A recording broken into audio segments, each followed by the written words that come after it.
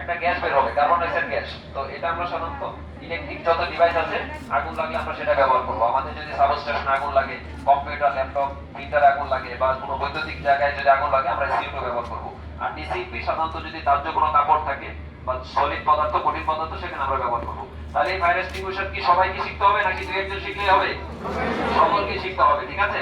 এবং আপনি আপনার এই প্রতিষ্ঠানে অবস্থান করতেছেন অথবা বাসা বাড়িতে অবস্থান করি, আমাদের প্রত্যেকেরই এই বিষয়গুলো জানতে হবে। আচ্ছা, তাহলে ফায়ার এক্সটিংগুইশার দিয়ে আমরা কি করবো? নিজের আগুন নেভানোর চেষ্টা করবো এবং সাথে সাথে আমরা 102 তে ফোন দিব।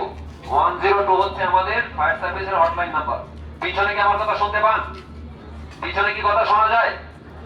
Thank you. আচ্ছা, তাহলে আমরা কি করবো? 102 তে ফোন দিব অথবা 999 ফোন দিব এবং ফায়ার সার্ভিসকে জানাবো।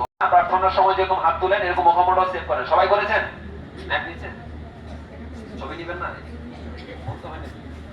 আচ্ছা, এই যে মুখমণ্ডল সেভ করেছেন, এটাকে কেন কেন করেছেন? মুখমণ্ডল দেখেছেন কেন বলেন? যদি গায়ে আগুন লাগে। ঠিক আছে, ডাউন ডাউন। সকলকে ধন্যবাদ।